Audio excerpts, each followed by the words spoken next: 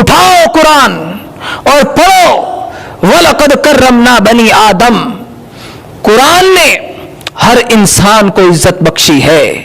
اس رب ذوالجلال نے جس انسان کو پیدا کیا اس کے لیے جو احکامات جاری کیے ان احکامات میں سب سے پہلے اس کی عزت کا تحفظ کیا.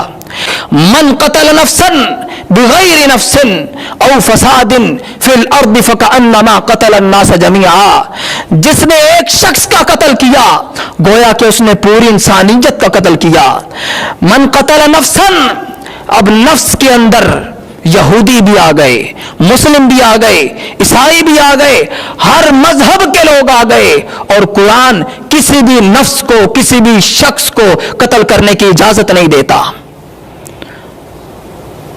تم نے قرآن پر الزام لگایا کہ قرآن دوسرے مذہب کے لوگوں کو قتل کرنے کا حکم دیتا ہے. تم نے قرآن پر الزام لگایا کہ قرآن عورت کا دشمن ہے.